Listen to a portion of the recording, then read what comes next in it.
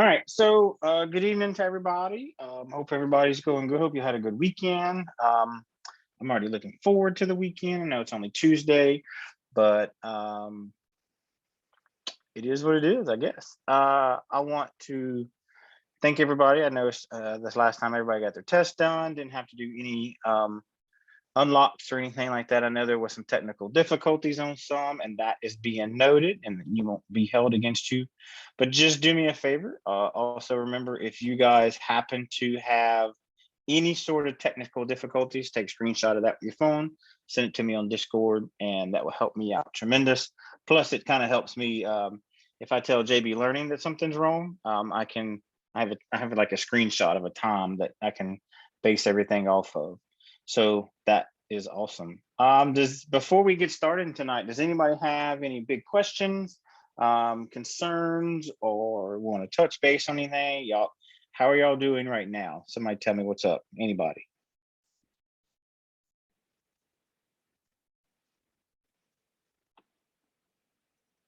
Silence is a good thing, I'm assuming.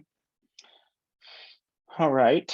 Well, that be the case, I am going to dive into this. Tonight is pharmacology. I love pharmacology, but we actually only kind of dive into it very lightly on the pharmacology side. So we don't hit a whole lot of in depth on the pharmacology. So, and at the same time is at your age, I mean, it's your, stature and all that of doing pharmacology, there's a lot. I mean, but we don't have to know a whole lot into pharmacology. Good deal, Christina. Let's back up on you. So I'm glad you said that. So does anybody, whoop, I don't want to go there yet. Thank you for saying that, because I truly 100% forgot about the boot camp. How did everybody enjoy that? Pros, cons, what y'all think about the boot camp before we get going? I think the boot camp is dope as HE double hockey sticks. Well, I do feel like sitting in the class is great, it's cool, it's fine. But it's actually, hard. yeah, it is hard. It is really difficult. But it's challenging, and this ain't built for the weak. As I always say, EMS is not built for the weak. I'm learning that. But the group that we had, sorry, I got a You twin. better get that baby. That baby's more important. Oh no, he fine. His sister just grabbed him.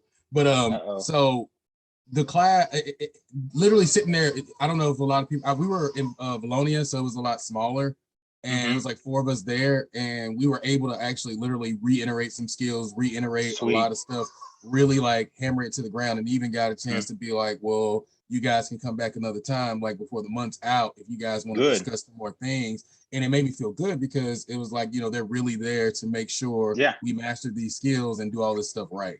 And I want to say we had some some of my past EMTs are in that area too. So I just finished the class. I want to say I had some up that area. Christina, I'm glad to hear that. It was really good. It was very helpful. And like you said, it's really hard for me I try my best to explain it, but sometimes until like I have to touch something. I got to put my hands on it. I need to understand it. Like you can tell me, like I know how a motor on a vehicle runs. I know it. But until I put my hands on how the valves go up and down, and I don't know. So y'all putting your hands on things and doing the skill sessions and giving you hands-on tactics on what we've taught you so far to get you to where you are. I'm glad to hear that. I really am. Please also let Rob know. We've been kind of had some meetings on the side, some things that we're looking to push forward to the boot camp. So your feedback is going to be very beneficial. We've talked to Rob about trying to do a anonymous just writing basically your feedback from each boot camp, and then you guys will have one about the class. You can tell me how good I am, how bad I am, and I don't know it. And if you want to tell me face to face, you're more welcome to call me. And I take that as not as a bash on Chris Wally, but as what can I do to get better to make the next person learn. I'm very big about that.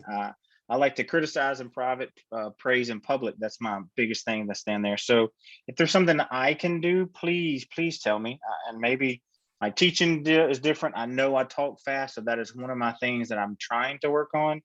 That's why I stopped to pause to make sure you guys pick up what's going on. But I'm really glad to hear that the boot camps are going good. Hey Chris, so a good app or a good tool to use for, you get it? You got it? I know. I don't know what that was like. Ugh. Trim that beard back, that mustache back. Watch it. No, I gotta I'm get joking, pretty. We're but having a daddy-daughter dance this weekend, so I gotta get shaved up. oh, you're gonna be fine So this week. There you go. I'm ready. But a good tool to use to make that thing anonymous, you can use like Google Sheets or Google Forms, actually. I think we looked at SurveyMonkey. Yeah, that too. SurveyMonkey and Google Forms, those two are real good about being anonymous with just like. And I mean, I'm even cool with saying that dude at the boot camp was horrible, but he talked well. You know, like his bedside manner was horrible, but his teaching part was good. I'm okay with that. Like, I know that I come off very harsh sometimes, and I'm really not that. And my wife tells me all the time, "You're being a dick," and I don't. That's just how I am. I'm really compassionate, and I care for each one of you guys. It's just sometimes I'm like, here it is, here's it in line, and I don't mean it that way. That's like the juggling of the class, you guys, work, home life, and sometimes I'm just like, no, and I don't really know what I'm responding to. So I apologize for that too. So I know that, but it's good to hear those things and to hear those feedbacks that really helps us moving forward. So that's what we look forward to, and I'm really glad to see y'all type that in there and that y'all are praising about the boot camp. So that's also meaning that we got some really good instructors out there, and a lot of our instructors are past students, so that have passed on to EMT and then gone maybe somewhere else for paramedic or anything like that. But it's wonderful to hear how well our other instructors are, and it sucks that I know a couple of them, but I don't know all of them. And then I'll never, unfortunately, I say this, I'll never be able to get around to all of the boot camps just because where I work, home life, school, and it's one of those, I'm like, well, at least y'all get to see me here. I'm sorry I'm scaring your kids. But so the Mario, on the ride times, I don't do that. Y'all met with Miss Donna the other night that was going over how to do FISDAP and all that. So from the Miss Donna is going to be your point of contact to reach out to, that talks about how to do your ride times. She may tell you, you need to reach out to such and such. I don't want to dab in her lane because there's so much of this in the EMT program that it just helps when we take it in little chunks and little pieces instead of one person do it all. So if Miss Donna did not reach out to her information to you guys, please let me know and I can pass that on. But Miss Donna is the best one you can contact about your clinical times. Did that answer your question? I hope. I'll need that info too. Okay, before let me write that down. Let me get that information to y'all. Let's see. That's not, I will get it for you. I'll put it in the, and matter of fact, you can actually tag her in the Discord. Let me go to y'all's group class real quick and ask her to pass on some information real quick. So that way y'all already have that situated at TON.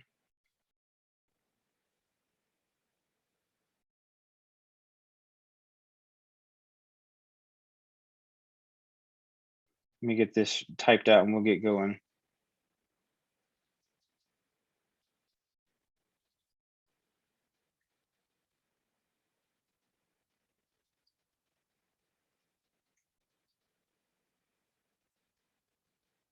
All right, now I just sent that in the group. So if y'all see that in our general chat, that is just so she can know that I tagged her specifically. So anytime you guys want to tag somebody, you can just do the @ sign and type their name in, so I can tag any one of y'all, and if I'm replying just to you, or it'll send you an alert notification too. So she should tap into that sometime this evening. If not, she can reach into it tomorrow. But so let's dive off into pharmacology, the fun stuff. Again, pharmacology is, I like it. It's very confusing because of some of the things I'm going to tell you tonight. And it's, you'll already know some of the names and tags and all that, but when it makes sense and you're like, well, that makes a lot more sense. And so, okay. So, all right, so I am recording and I'm sharing screen. All right, so let's dive off into this. So pharmacology applies the fundamental knowledge of the medicine that EMTs may assist in administering, delivering during a patient in their emergency. So when I say delivering, so remember that we can't walk up and take your albuterol and squirt it in your mouth. We have to assist the patient in providing their medication, because as EMTs, you don't have the knowledge and licensure to provide medicine, and neither do I in some cases, because a medical doctor are the one that does prescriptions. So when I prescribe medicine offshore, that's when I reach out to the physician and I get doctor's orders. The same thing like him writing a script and you go into the pharmacy. So that's how we do that fine line offshore. So just to give you some information about that. All right, so we're going to talk about self-administration, peer administration, which is kind of what we just talked about, and the assist administration, is what we went there too, on how to give and what we can give from patients. We're going to go over, here's where the fun parts start. So the emergency medications, we're going to talk about the names, the effects, some of the actions, the indications, and the contraindications, why we give it and what we not give it for, what is the action that we're aiming for and why we're giving this medication to get those the actions and the effects. So the name, I ain't gonna dive into that because I know it'll talk about it. We're also gonna talk about complications, route of administration, side effects, interactions, and dosages of the prescribed medication that we're going for. So medications are important intervention available to you as EMTs because that's what these patients need. They need something, oxygen, got to have a prescription for that. Well, we have that as an EMS because we fall under a medical director that allows us to do that. So if it's used appropriately, medications may alleviate pain to improve a patient's conditions. Same thing, the reason why I carry morphine or fentanyl, because that's a pain receptor. I can also use the fentanyl to assist in sedating a patient. If I happen to give too much, it may take the respiratory drive away. So we have to know all the different the causes and effects of what we may potentially do. Failure to administer medications safely and completely can lead to serious consequences for patients, including death. If we give the wrong medication, that can cause a patient's death. We have seen in the news in the past and some other information about a paramedic not providing the medication or providing too much, which has caused death of an individual. And that is malpractice. That paramedic and nurse, doctor, whatever else can be sent to prison for that because we caused harm. That is our job. It's our goal. It's our every bit of things that we aim for is not to cause any harm or effect to our patients. So let's talk about how the medication works.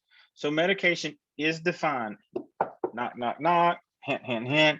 So pharmacology is the science of drugs, including their ingredients, their preparation, the use, and actions on the body. I'm gonna say that again for you guys. So pharmacology is defined as the science of drugs, including their ingredients, preparation, uses, and actions on the body. Medication, knocking again, a substance used to treat or prevent disease or relieve pain. Medication is a substance used to treat or prevent disease or relieve pain. Y'all have those two? Those are very important, and we're going to go over a third one that's very important too. Now, pharmacodynamics. Y'all see it right here on your screen. I would make sure to write that down. Pharmacodynamics is the process by which medication works on the body. A medication can either produce an effect or block the receptors to prevent other chemicals or medications from binding. The definition y'all need is right here. So pharmacology is the process by which medication works on the body. So pharmacology is the study of drugs. So you can potentially see pharmacology, pharmacodynamics, and maybe a couple other things out there. And the question may read, which is the study of drugs? Well, they all have the same prefix, but we just got to know pharmacology is the study of drugs. Now, those are legal and some illegal drugs that they do study those. So don't get those confused. So those are very important. Excuse me. Those are very, very important terms for y'all to remember and to keep written down. All right, so an agonist. An agonist is a medication that causes stimulation of receptors. So an antagonist is a medication that binds to a receptor and blocks other medications or chemicals from attaching. So you have certain beta agonist, which just has to do with the cardiology part. You have some respiratory antagonist and agonist that can help bind to the receptors of the bronchial. It's bronchial dilator. It's the same thing. So we talk about doses. So the dose is the amount of medication that is given, which depends on, so we talk about patient's weight, and that's in kilograms, not in lbs, not in pounds, but in kilograms. Patient's age, so weight, age, and desired action of the medication. What am I aiming for this medication to work? So break it down a little bit easier. So we got a headache. Oh man, we got a headache. Been having one all day. We know that on a normal basis, if I take ibuprofen, if I take 200 milligrams of ibuprofen, it's going to help as a, I just went blank where I wanted to go. So it's an anti-inflammatory medicine. So I know that I can take it for my back and it'll help me. Well, now I'm starting to have a headache and I've had it for a while. I will take more than 200 milligrams, but I can only take up to 1 gram is the max dosage a day of that particular headache medicine. So if I take 1,000 milligrams, that's the max that I can take all day throughout 24-hour period. Well, I may not want to max out on that drug. So I may take, so they come in 200 pills. So I may take 400 milligrams for my headache. So I can take it 6 hours later. I hope it's gone by then. But you got to know what the desired effect is and then our therapeutic range. So the action is the therapeutic effect that a medication is expelled to have on the body, or expected. So we're expecting this therapeutic range of that 400 milligrams of ibuprofen to assist with the getting rid of our headaches or backache, toothache, and you can alternate the drugs every 4 to 6 hours. So those are also very, very important right here. The agonist, anti-agonist, and the dosage. So, and remember, and don't forget about that when we're talking about our dose, what are the things that we need to know too? The weight in kilograms, the age, and the desired action of the medicine. Side note, if everybody, so I'm going to type something in here. So if I'm trying to, let's see, 200 divided by 2.2, I'm going to have to leave. Well, you go, bro, rock on, do you. That's what we recorded for. So if I'm trying to get the kilograms, I need to divide by 2.2. So roughly, I have in the chat, so 200 pounds divided by 2.2, I'm going to roughly say that's half, so that's 100 kilograms. Yes, I know my math is a little off, but street math, I can take half of that. So that is being 100 kilograms. So that's how you can do the street math, but if you're trying to figure it out real quick, 90 pounds. So no, we're not, well, if we do 200 divided by 2.2, so that's 90 kilograms. So if you're taking the 200 pounds and you're dividing by 2.2 gives you kilograms. Does that make a little bit better sense? So you're taking, yes, from the 200 pounds to kilograms divided 2.2. But again, like I said, street math, I'm just gonna cut it in half. and I'm very close, because my therapeutic range, if I'm off by that much, is not going to be that big a difference. I do 90% of the time always recheck my math. If I'm in a hurry, I'm like, all right, it's 100 kilos. So I write on my boards, I write on my, I have tape all over me when I'm working on the streets. So I have that. And then I always check my math before I go administer a drug. And then I do my drug calculations. And most of the time I'm like 0.1, and I'm like, okay, there it is. I'm good. All right. Sorry, I was a little off topic, but I figured you need to know that too. All right. Yeah, my wife's over there going squirrel. So pharmacodynamics. So pharmacokinetics. Write this down. So it's the action of the body upon the medication or chemical. So pharmacokinetics is the action of the body upon the medication or chemical. So we talk about onset and action is the time from the medication administration until the chemical effects occur. So the duration is the length of time that clinical effects persist.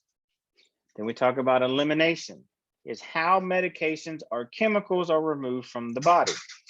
And then the peak is the point or period when the maximum clinical effects is achieved. So point proven, let's go back to my ibuprofen. So if I take 200, 400 milligrams, I'm hoping that'll last 2-3 hours. But if it doesn't, then I can take more, because I know in my head what my max dosage is, and I can't exceed that before I start having, kidney and liver issues and stuff like that, because it's got to break it down. But then I have to realize, okay, well, now it's starting to hurt worse. Well, I got to have the onset and the duration for the time that it's in my body, and it's broken down through the enzymes and the gastric juices and all that till it affects and absorbs into the body. So I have to think about all that, because if I'm giving a patient, let's say I'm giving them morphine, well, I need to know what I call it the cook time is. How long does it have to cook before I start seeing the onset or the duration of the medication within their body? Well, then how long is it going to last? I need to know from the time that it's seen to the time they're like, bro, it's hurting again, because I don't want my patient's threshold of pain to be dropped and their pain levels to drop. So if I wait, and it's only going to say it lasts from onset to the finish of the elimination is 30 minutes. Well, right here in the peak, anywhere between 15 to 20 minutes, they have went from a 7 to maybe a 2 in pain. But if I let it get back down here before I give it again, I gotta wait that duration time of that prep schedule, maybe 5 to 7 minutes. I'm back behind the 8 ball, so I'm chasing my tail. So knowing that on the front end of medication is very, very helpful. How long is the peak time and all that? All right, so we have risk factors affect how medications work. So the route of administration, and then shock states. So obviously medications go faster if we give it by inhalation, injection, ingestion, or absorption. So to make something go super fast is like, in kids, we will help give seizure medications instead of IVs. If we're having trouble, we can get orders to give it rectally. Nope, that's not my favorite. I don't like doing that and be like, ma'am, I'm giving medicine to your child rectally. They're like, what you doing? So, but that is a very fast method. I've had to do that a couple of times. And the first time I got the orders, I was like, wait, what did he just tell me? But for seizures, that's very important with kids. Yes, thank God, I'm knocking on wood, my kids don't have that issue. One of the last classes, one of our girls, and I remember to this day, her kids had a massive autoimmune, plus they were seizures, epileptic. And really, I just sat here like this and let her talk and teach you guys, like the class, because she informed everybody a lot more than I did, because she was a subject matter expert. And I'm just sitting here like, she's like, I'm sorry I took it. No, just tell me what you need to know. That's important.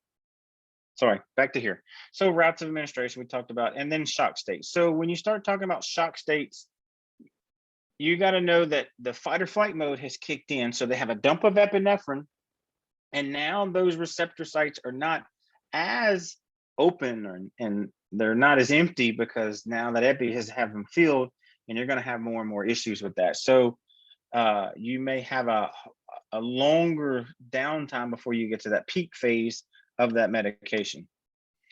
All right, so let's talk about some indications on why we're going to give medication. So reasons or conditions for which a particular medicine is given.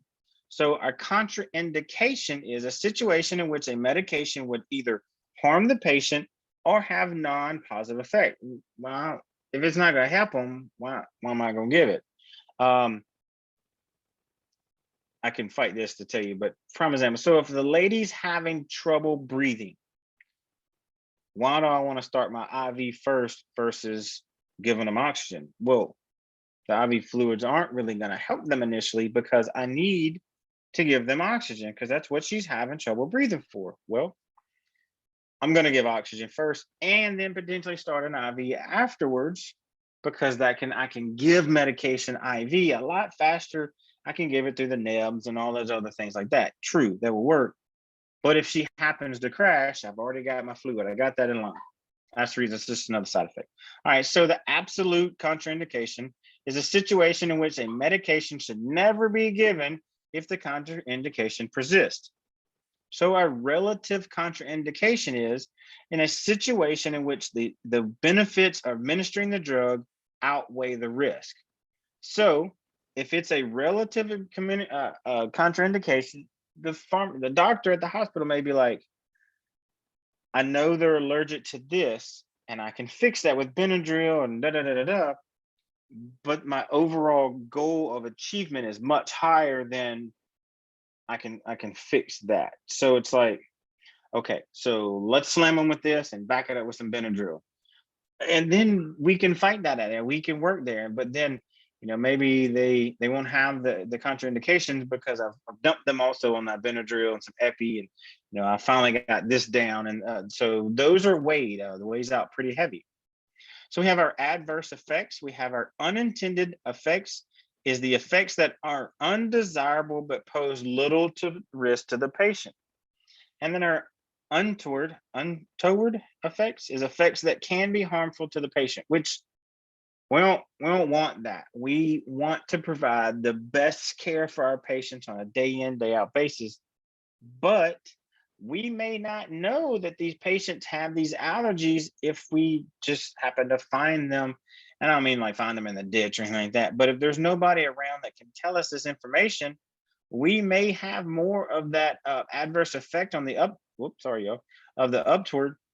because we just don't know. Now, we're not purposely causing harm to our patients because we don't know that. So we can't be held liable for a situation because we just didn't know it. Now, you should be able to fix it if that's some of the things you have to know. Just say if you get a medication, you're going to know how long it's going to take before it gets out of them. So medications, we talk about oxygen. This is probably the easiest one that we can give. So oxygen is a medical gas that is intended for patients that have hypoxemia or they're hypoxic. The patient complains of dyspnea or respiratory distress, which means I'm having trouble speaking is 1 or 2 word dyspnea. I've told you about that before when the patient's like, I just can't breathe and I'm struggling. Okay, so we know that's an indication that we need to give it. The patient has signs of shock or poor perfusion. When you just look at them and your first impression is like, oh, Fred don't look too good. We got to do something. And then their SpO2 is less than 94%. So we're going to get that when we put the pulse ox on their fingers, or if we have to tape it to them, then put it on their earlobe. And we notice that their SpO2 is much lower than 94. Well, we got to be careful because if we can't fix that fast, they're probably going to go into respiratory failure and we're going to have to place an advanced airway. Drop an oral or a nasal. And those are some of the things that we want to know, because if they're like 96, 95 and they're dropping more, I take that nasal cannula out, put it to the side, put that non-rebreather on and rock on, because they need the oxygen versus the little 2-3% that you're giving through the nasal prongs. And it's not doing any good. So now we're upping it. So oxygen's, some of the precautions with administration. High concentrations of oxygen have been found to reduce systemic coronary arterial blood flow. High concentrations of oxygen have been found to increase tissue damage and the free radical production area. So when I say this, don't withhold the oxygen from them, knowing that you're going to have 45 minutes to an hour, hour and a half transport, because you need to fix your A, B, and C's. Because if you don't have A, B, C's, you got a dead patient, and we're not the funeral home, and we don't transport bodies. Some agencies do, but we need to still provide that medication for them. So oxygen administration is difference in the medical versus trauma patients. Medical conditions should be supplied. Medical patients and their conditions should be supplemented in a SpO2 of 94%. Trauma should be supplemented at a SpO2 of 95%. So there is a difference. Again, yes, it is confusing because we're like, I don't know if I'm supposed to give it at 95. I just give it to them. It's not gonna hurt you just to say, here's some oxygen. Okay, I got that taken care of. Let's go down to something else. They're not gonna fault you, be like, you gave it too early. You should have given that at 94%. It doesn't matter. When you start noticing your when you provide your report and overall how the patient's conditions were, most likely you're not even gonna, that's not even gonna be an issue. So medication. So let's talk about oral glucose. So oral glucose is the brain cells require an uninterrupted supply of glucose. That's the body's energy. When you take that energy away, the brain's like, I don't know what to do. I'm lost. Help me. So oral glucose may be administered in diabetics with low blood sugar or with low blood glucose levels. You can do oral glucose if they're able to swallow a little bit. Now, if they're unconscious, obviously we don't want to do that because they can potentially choke on it. So activated charcoal is probably the worst one that I hate ever. And I say that because the first time I ever gave it, the patient coughed while I was trying to give them the activated charcoal. My whole arm was black, my shirt was black, my face was black, the wall was black. It's because when they coughed, it went, "Puh," and it was everywhere, and you can't get that off of him. I've learned now when I give that, I give it above them. Like I'm sitting behind them trying to squeeze it into them because I don't want to wear that ever again. That was gross. Very, very gross. I had to go backstage to take a shower. It was bleh. I learned my lesson. But once you give activated charcoal, you got to give the whole bottle. You can't just give it until they vomit once. Nope. You got to give it until that bottle's empty. And that stuff's it's gross. I've tasted it, so I can say I know what it tastes like. I won't forget that taste. It's definitely not something that I look forward for.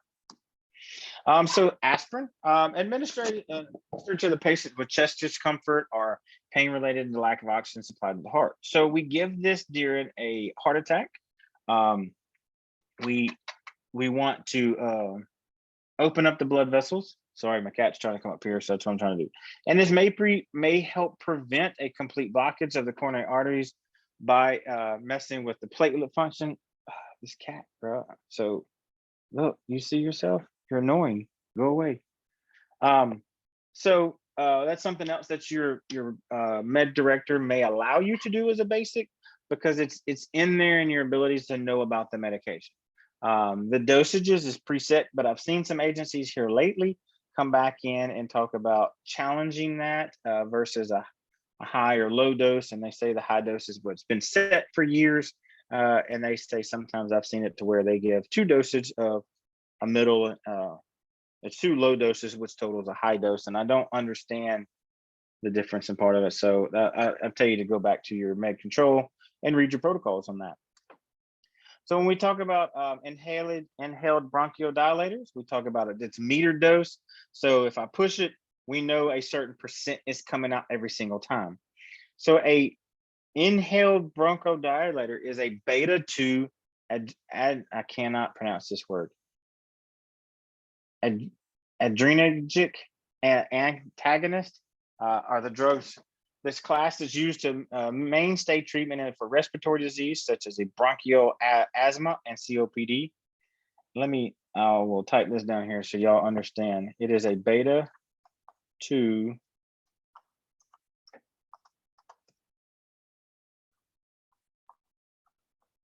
And again, I just can't say the middle word, and I'm sorry.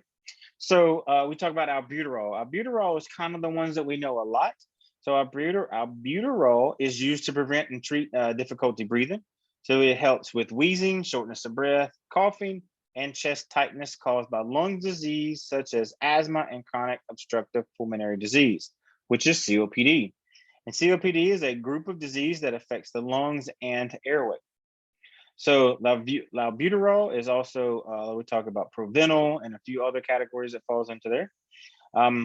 Albuterol is used to prevent or relieve wheezing, shortness of breath, coughing, and chest tightness caused by lung disease such as asthma. It's the same category, the same family. We always hear albuterol because that's the common drug. Now there's other types that are out there that have the same exact thing, but you fight back and forth like Tylenol and aspirin. Oh, they're the best for everything. I just take it because my head hurts. Yes, I've seen that one.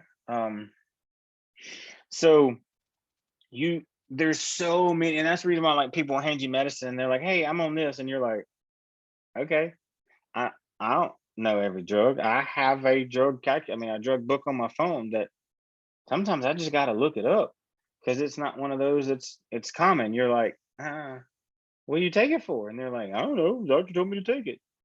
Then you're like, all right, bro, hang on. And you start, sometimes Google works. I have another app called Pill Identifier. Phenomenal. Sometimes it allows you to take a picture. Sometimes you just break it down, color, shape, is it scored? What letters are on there?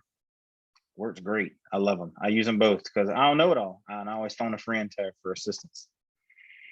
So inhaled bronchial dilators, you have your small volume nebulizers. These are just the meter dose. It's just, and that's really it. These are also all prescribed to patients with chronic respiratory disease. EMTs may help deliver this, but they are beta-2 antagonists, which is designed to dilate the bronchioles. So we're trying to open that airway because we don't, as basics, we don't carry albuterol or provenal. We just don't have those on the truck that we're able to use. But as an advanced, you can.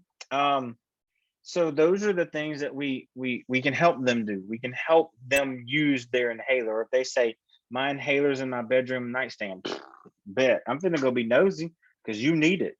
I don't care what else is in that nightstand, but I just want that. And I'm gonna bring it back to you, and we're gonna let you take a puff or two.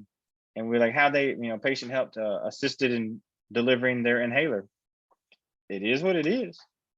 So let's talk about nitroglycerin. Does anybody know what nitroglycerin is used for?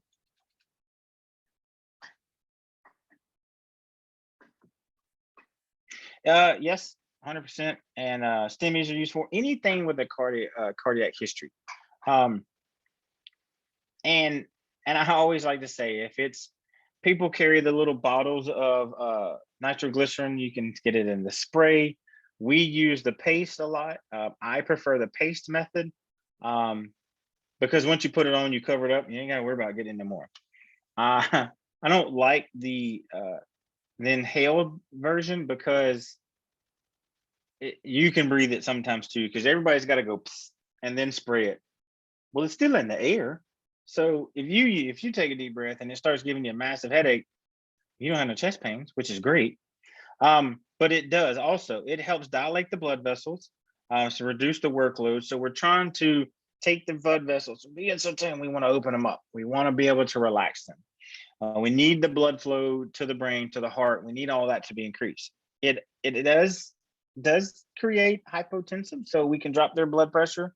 So we have to be careful. We need to know when they took it, exactly close to time. Like if they say they took it at 1840, well, I know at 6:40 they took the medication, and okay, so I can give it another one at such and such time.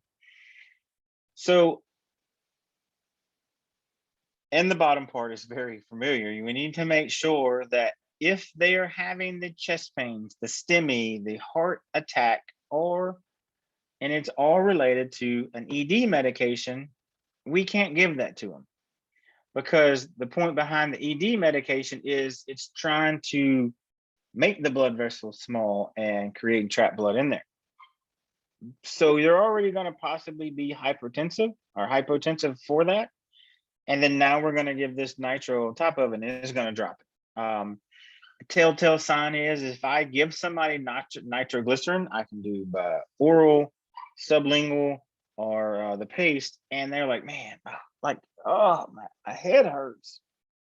Well, a lot of times that means that they did not have any chest discomfort, and it's something else. They can have angina that just mimics that. They can have other issues, and that's your sign in the field. Now I have seen it to where I was like, this dude's having a massive MI like right now, and I load it with it, and I load him with the nitro, and he complained of a headache the entire time in the hospital. I'm like, what the, why? And I spoke to the doctor about that, and he's telling me that's once in a blue moon, those cases can happen.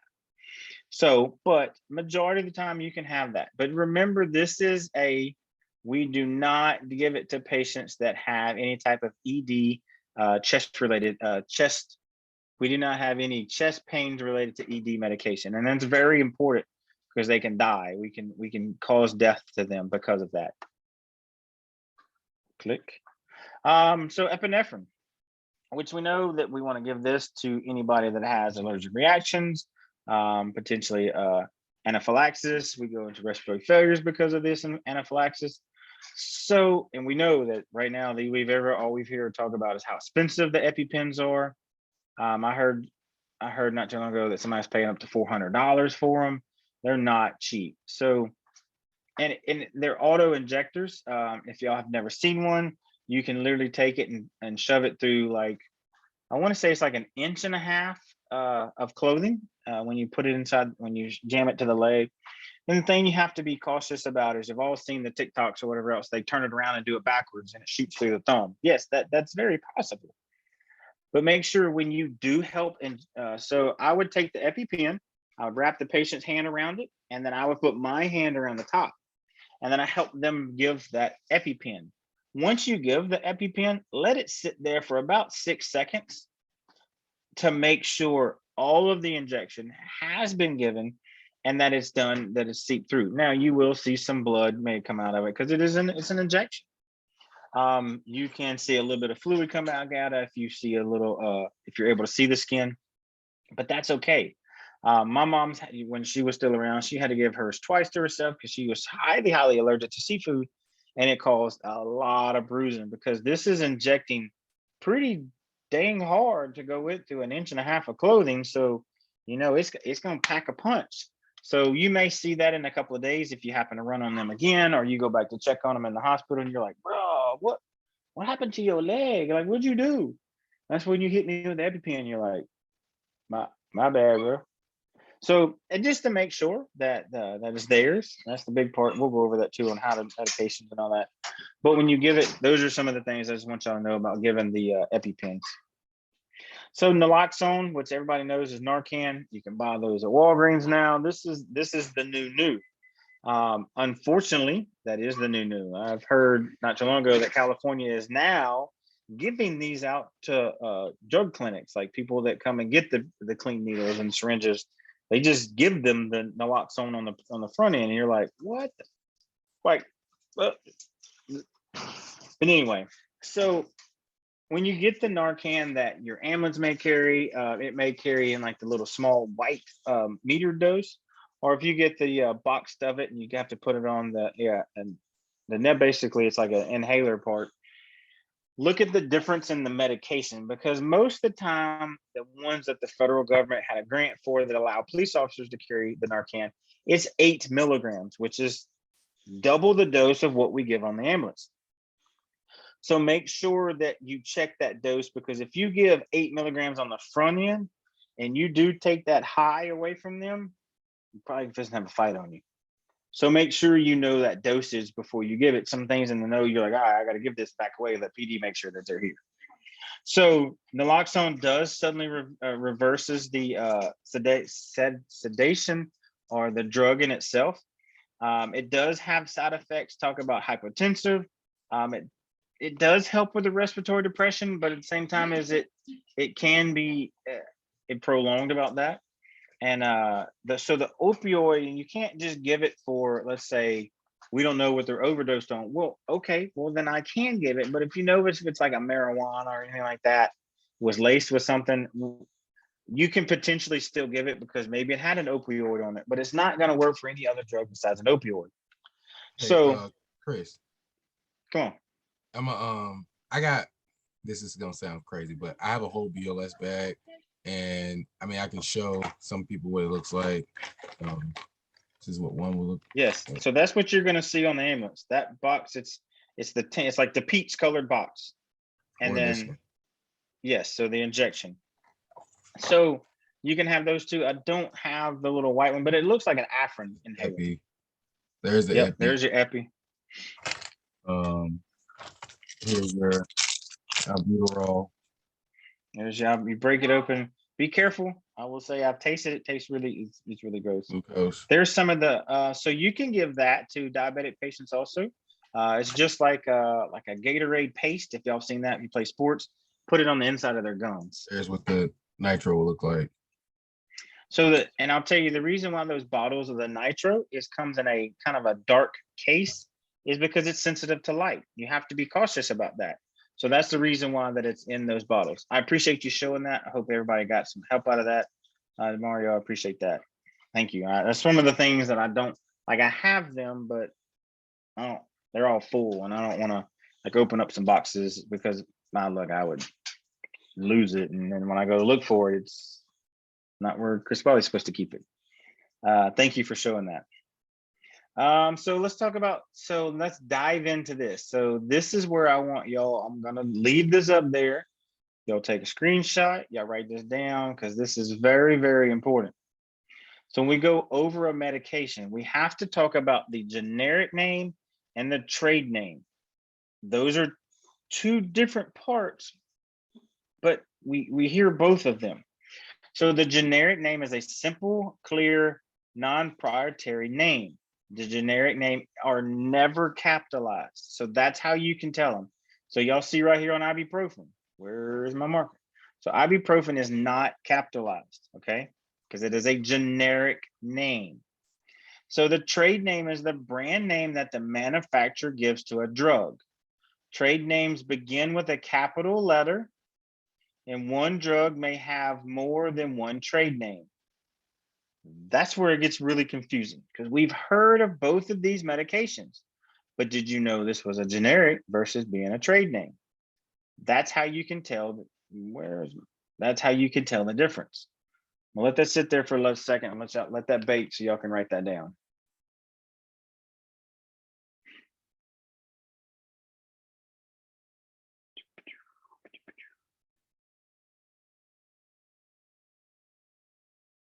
All right, so somebody give me a thumbs up if y'all got that wrote down. I'll make sure we're good.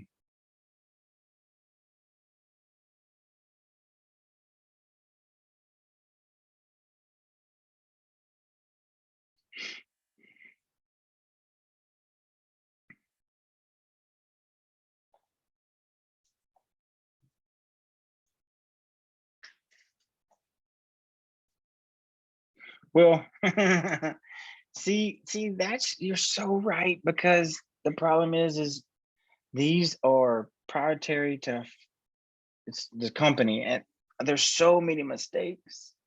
And as I've asked Rob, it's like, hey, do we want to change this?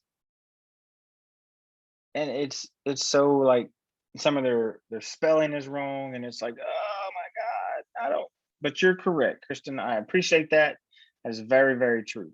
So it should change. It should be changed. But this is what we're sent to supposed to teach to you guys, and it comes from Jones and JB Learning. Yes, I have addressed that. You're so correct. All right, so everybody's got that. But thank you for bringing that up because you're very correct. All right, so let's talk about prescription medications. You have OTCs, which is over the counter. You have recreational drugs. So the recreational drugs, anything you can buy on the street. I mean, I know some of it may be prescription, but you can still buy it off the streets. Now, hardcore, you talk about heroin and or cocaine. You have your herbal remedies. I am a big herbal remedy person. I really don't like medication. I like I like oils. I will take medication, but vitamin supplements, I take all those every morning. I take my regimen of vitamins. And the alternative medicines, again, I'm fully open to all of them. So any medication that a patient takes can be pharmacology active, can be pharmacology active and can cause an effect. So ask patients about all medications. So the way I look at it is, if I'm like Stanley, hey man, I'm Wally. Look, man, I know I can tell that you may, I smell the odor of weed, and I'm cool. Whatever, dude, you rock on. I'm not blaming. I'm just using you for example. You're the last one that commented. I just need to know what all medicines you have, because if I give you something else, it may react to it. Again, I don't really care what you do. Maybe a little jealous because I don't get to partake into it, but can you at least tell me if you're on any recreational drugs, over-the-counter drugs, or just drugs that aren't prescribed? Because I don't want to give you the wrong medication. And I tell them I like to write on my glove, and the reason why I write on my gloves is because I can throw it away, and we're good. It doesn't go in my report, but I can say patient stated he was on recreational drugs, and I'll leave it like that. I can tell the hospital, but not in front of the patient, that, hey, look, patient stated that they took, they've been smoking weed laced with such and such for the last 24 hours. But that helps us know what we can potentially, do. We need to pull the Narcan out and have it ready. If they were like, hey, they've been shooting up like all day and she just went unconscious. Shooting up with what? So just street talk with somebody, just straight up be like, hey, bro, look, live or die. I just need you to tell me what's up. Well, I need to know what medicines you're on. So building a rapport with a patient that may help you when you start asking about those medicines.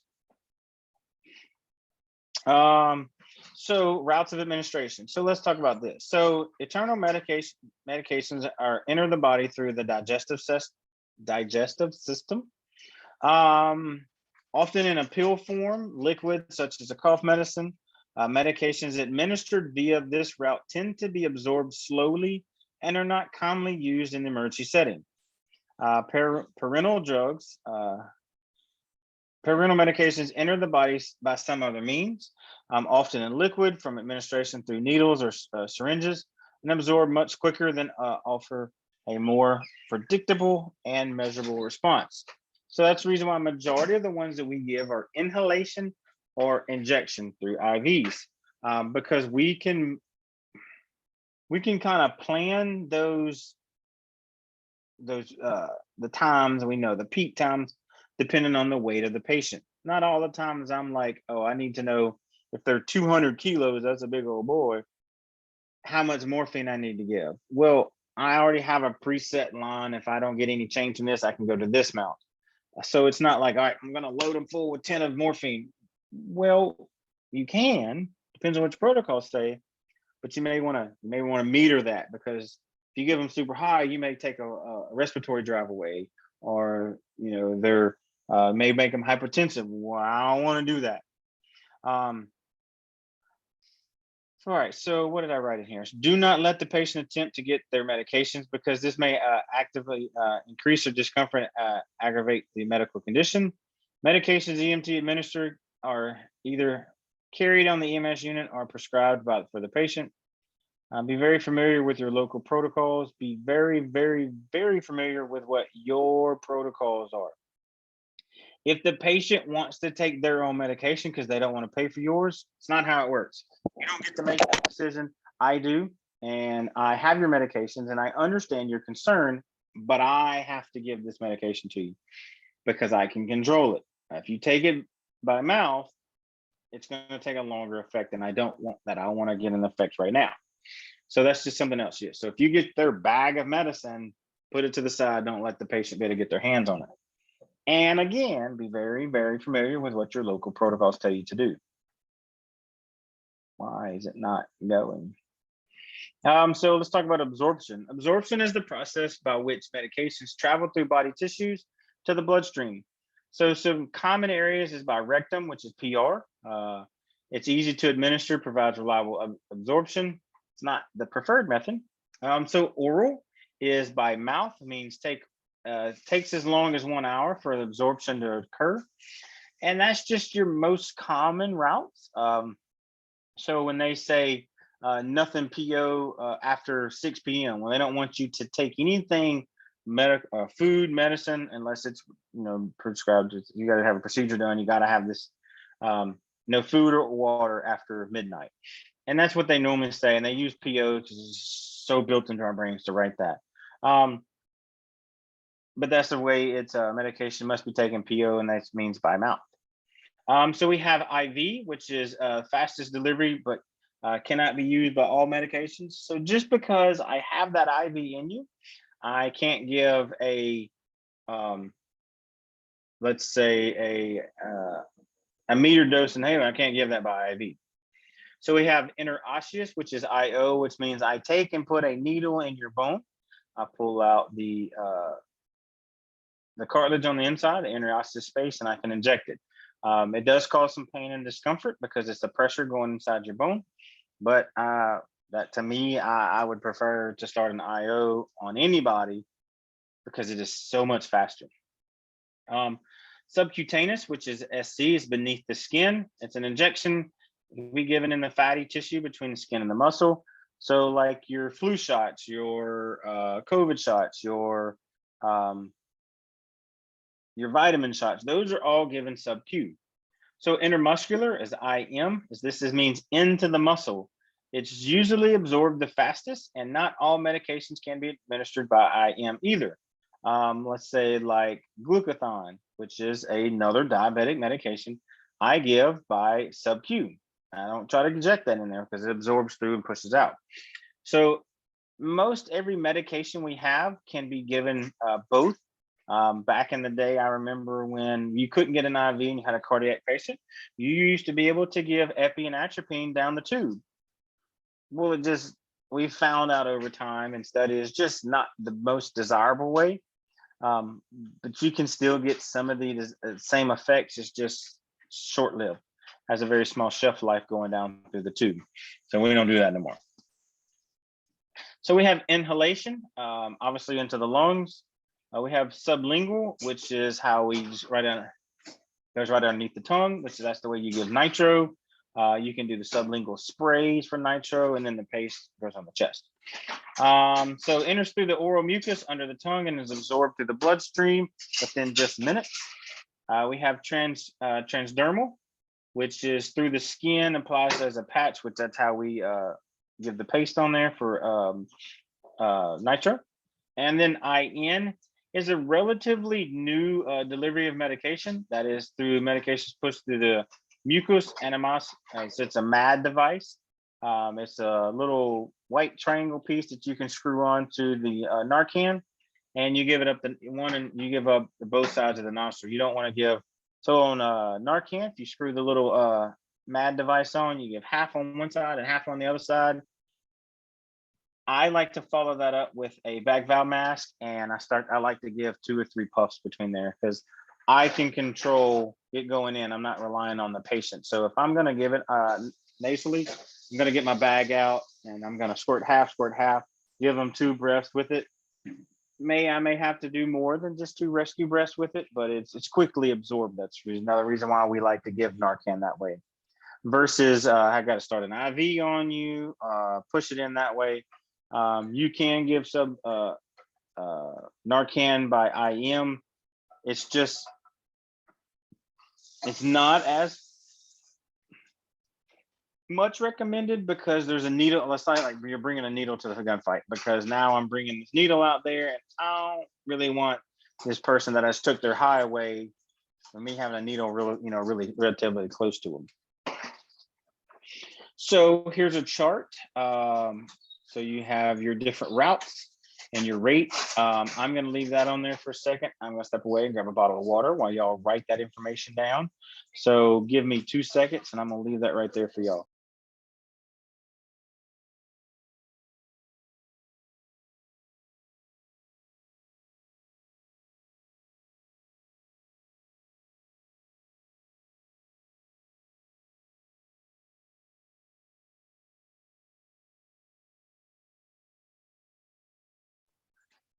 All right.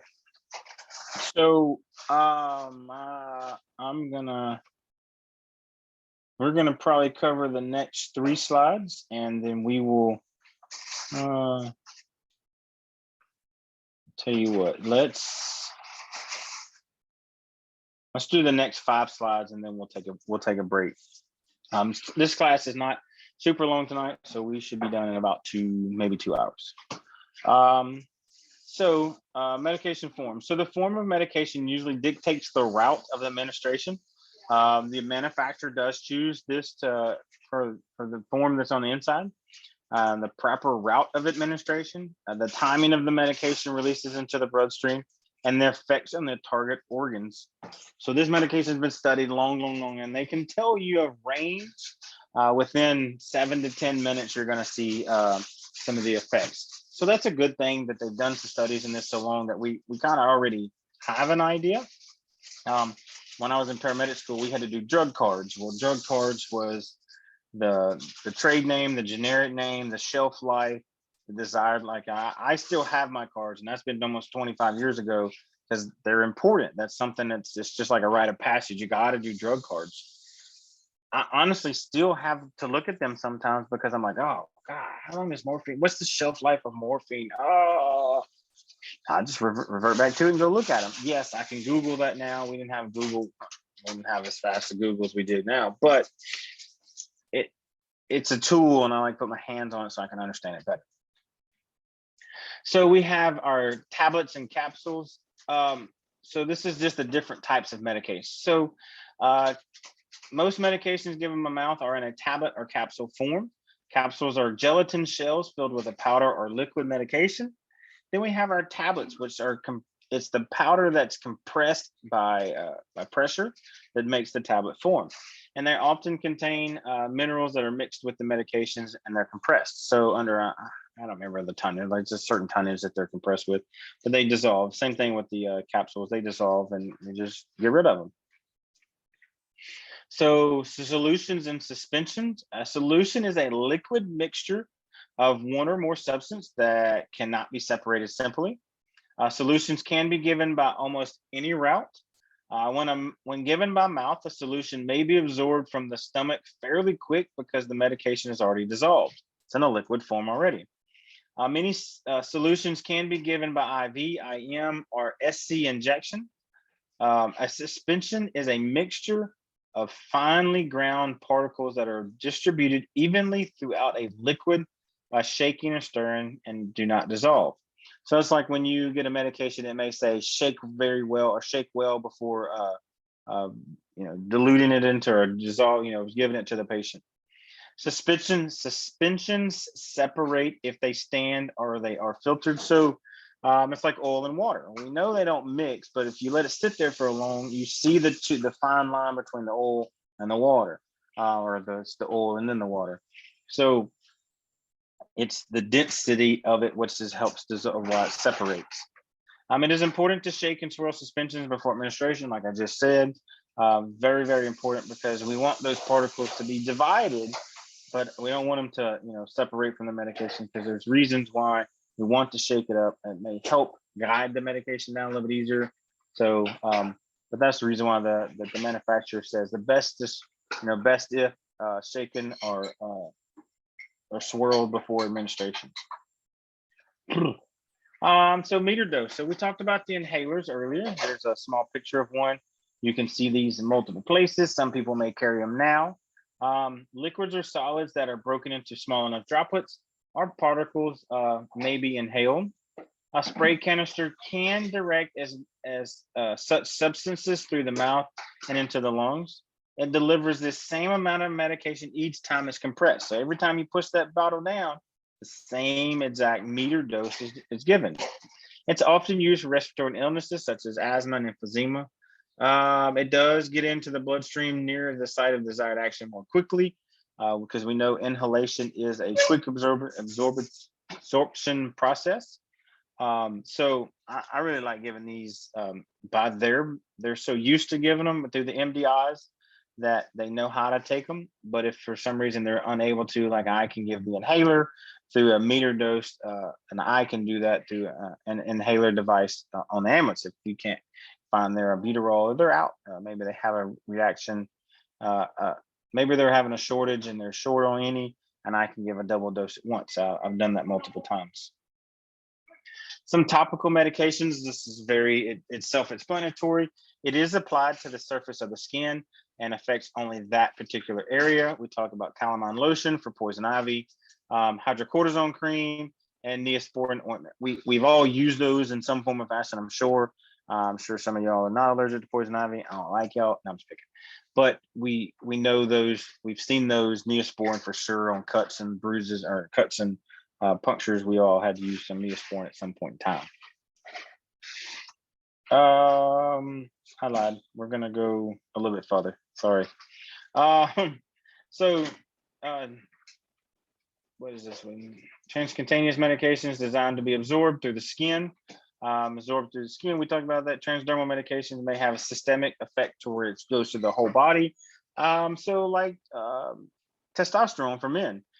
Some places when I was in the Middle East, it wouldn't allow us to carry the injection kind. We had to use the roll-ons that went underneath your underarm. Some places don't allow that, that you only can use the transcutaneous form of it. Certain medications can be done that way only. If you touch the medication, your skin, you absorb it just like the patient. So be cautious in that. That's like the nitro paste that we give for the cardiac patients offshore. We put a paste on there. We have to have it so long, so it's a measurable. It has to be 1 inch by half an inch wide. And I always put that on with gloves, and I make sure we cover that area to where it's visible with a ruler so it stays in. It's crazy, some of the protocols we got, but that's just part of it. So be cautious if you happen to brush up against it and you're like, oh God, I got it on my arm. You're going to absorb it the same way. And you need to notify your supervisor, be like, hey, look, we had this transdermal patch on there and it's on me. I don't know what to do. We talked about gels. We showed this a while ago with the glucagon when we were showing the picture where the Mario held that little gel packet up for the diabetics. And it's the same thing, the glucose tablets. It just depends on the status of that patient. If they're able to swallow that, chew it up and swallow them, we can take that glucose 15 and you can pop the top, squirt it on the inside of their gums to where it's absorbed through the gums. And I like to put some underneath the tongue too, because we know it's going to be absorbed that way. Let's see here, gases. So obviously oxygen's delivered through the gas. And usually delivered through a non-rebreather mask or a nasal cannula. We'll take a break right there. So let's take 10 and I'll see y'all at 7:18. See y'all in a few minutes. Maybe if I could.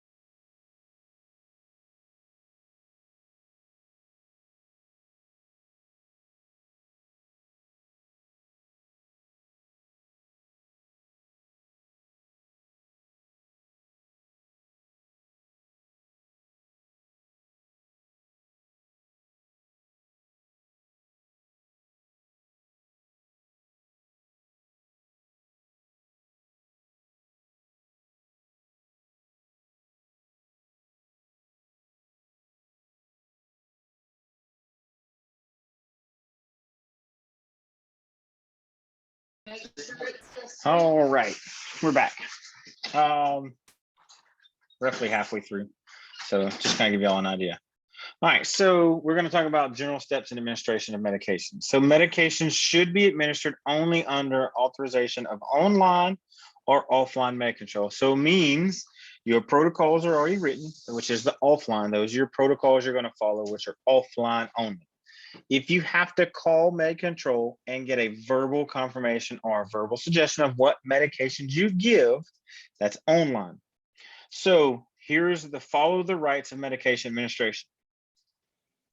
You're going to want these. So you have the right patient, which ensure the patient who needs the medication is the person who receives the medication. So the right medication and the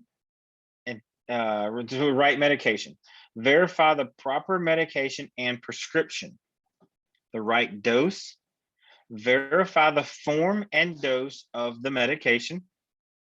The right route. You're going to verify the route that the medication is suggested to be given in. The right time. Check the expiration date and condition of the medication. You're going to right of education. Inform the patient of the medication you intend to administer, including the likely adverse effects or unusual sensations he or she may experience. And then you have the right to refuse. Patients with decision-making capabilities can decline or refuse purpose of interventions or medications. They can tell you to stop and you can't do no more. The right response and evaluation. Monitor the patient's vital signs, mental status, signs of perfusion, respiratory effort, and medication administration. Assess the anticipated response and observe for adverse medication effects. I promise you I'm almost done. And the right documentation. Document your actions and the patient's response. Okay, so those are the 9 patient's rights, or follow the rights. That's the 9 rights. Medication administration cross-check and procedure. So use a verbal cross-check procedure to verify you are giving the right drug to the right patient and the right dose has been found to reduce medication ARES. As a good sign or a good thing to get into, you're going to be like, I'm giving Mr. Fred a Albuterol inhaler at a meter dose of the patient's medication. You look at your partner, they verify it, verify the name is right, it's in date, the route of administration you're going to go on, and you're going to document what time you gave it in, and you're going to document all of that. So those are just a self-check of ability that you're going to do. So you're going to do all of those. He probably doesn't because he ain't got to travel far. Sorry, I was talking to my wife. So in the verbal cross-check, it's something that you and your partner can pick up. Hey, I want to make sure that you check the patient's right name, all those things. And ask the patient, do you understand what I've just told you? If you go over those 9 rights, and at any time the patient has a question or concern and it's not a life or death treatment, address those concerns. So just real quick, I'm gonna go back over just the rights. So it's the right patient, right medication, right dose, the right route, the right time, the right education, the right to refuse, right response and evaluation, and the right documentation. Those are your 9 rights.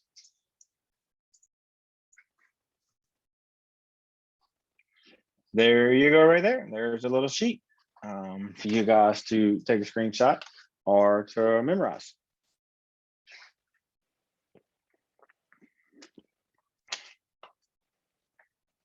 So we went over all those again. I'm not going to try to repeat them. Does anybody want me to stop for a minute and let y'all write that down?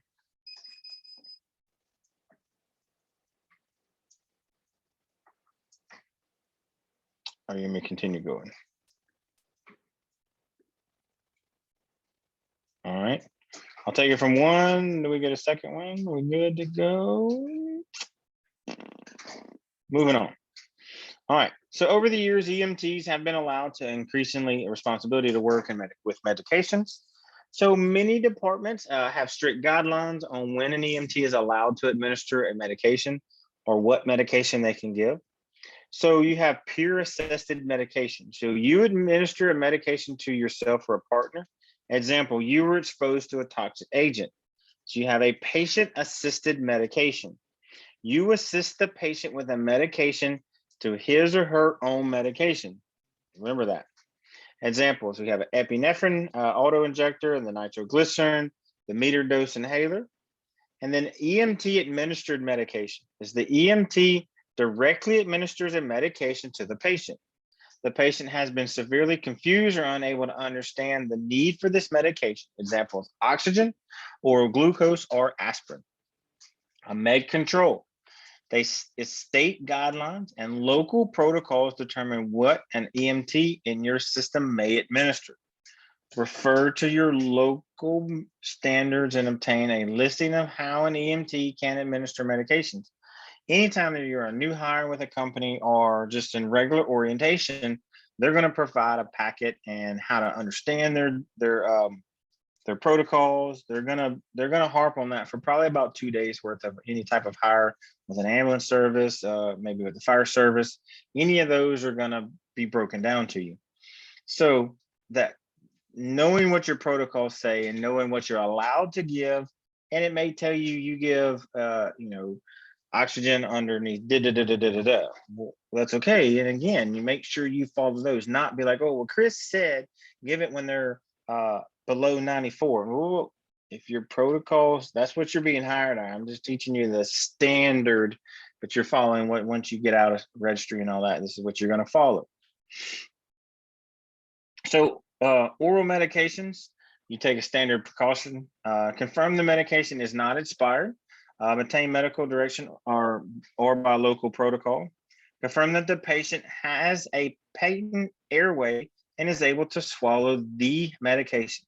Monitor the patient's condition and document that. You're going to put a time in there that you gave it, and patient understood all contraindications and indications of the medication and why it was given. So you have oral glucose. So glucose is a sugar that cells use for energy. It is necessary for the brains to survive, which we know that. Hypoglycemia is extremely low blood sugar, or blood glucose, sorry. So oral glucose can counteract the effects of hypoglycemia. An EMT can give glucose by mouth in the form of a gel, and it never administer medication to an unconscious patient or to one who is unable to swallow or protect the airway. I don't want to put a gel in somebody's mouth that is just unresponsive and they're just laying on their side, be like, oh, I can squirt it in their cheek, and with them being unconscious, it's going to absorb. They may choke, they may perform an airway blockage, and that's something that we definitely don't want. We don't want that to happen. So what we're going to do is just not give it. That is a contraindication of providing that medication. Maybe now we can give it to an injection. Now we can as basics, but I can as a paramedic. So it may be for you to have to be like, hey, control, I need a ALS unit here to administer some medication. Or, they may have you roll first and allow the medic to sprint, and they may be a couple minutes out. So aspirin, we know this is a fever reducing medication first, pain and anti-inflammatories. It inhibits platelet aggregation, which is we don't want it to clump, which is useful during a potential heart attack. Some of the contraindications of providing aspirin. It is a hypersensitivity to aspirin. Pre-existing liver damage. Now we're going to know that by getting a good sample. We're going to know what their history is. Bleeding disorders and asthma. We don't want to give that, and it should not be given to children. So those are some of our contraindications that we know on the front end. We don't give it to these patients.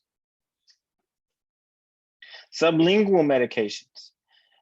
Some of the advantages, it's easy to talk with and awake and alert patients and advise them to place the pill underneath their tongue. Or like I like to tell them, hey, look, I'm going to spray this in your mouth.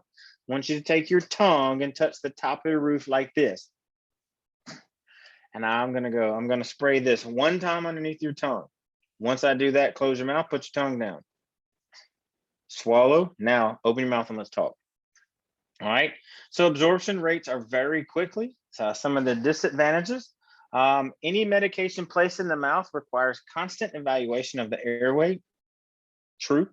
And it should be not used if the patient is uncooperative or unconscious. Here is a picture of the nitro by pill, like we showed a while ago. Where Demario showed that. And then here is the sublingual spray. There's no difference in the sizes here. Most companies go with the big size when they buy it because they can get X amount of days and usage out of it. Now, one of the things we don't want to give on this one right here, if you go, you always have gloves on because this can seep into the skin too. So right in here, if I open it and I dump the pills into the top of this little piece right here, if I dump the pills into here, and I notice it's very, very powdery, it's in a powdery form, I don't want to give that to the patient because it's old, it's sat there for a long time. And then ask the patient, like, hey, bro, how long you had this medication in your pocket? Oh, I've had to use it in about 2 years. I can see that. That's great.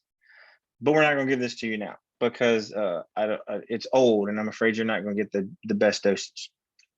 Control, go ahead and send me an ALS unit here, please. So that's just a little bit of that right there. Now, again, remember the contraindication of this one is hypo. It's going to lower the blood pressure. I was sitting here saying hypoglycemic, and that's not where we want to go there. So we're going to drop the blood pressure. So again, another contraindication of this is any medication that they've taken by erectile dysfunction medication.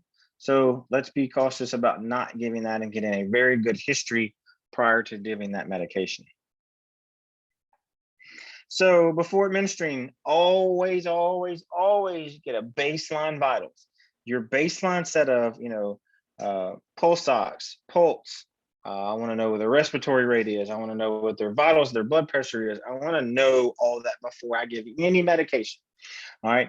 Obtain orders from your local protocol to administer nitroglycerin. I'm going to reach out to the doctor by phone as a basic. I'm going to call him and say, hey, this is what I have. I want to know if I'm allowed, if you will give me permission to give 1 dose of the patient's nitroglycerin. And you can have potential fatal interactions with the erectile dysfunction drugs, which you talked about that, if it's been less than 24 hours.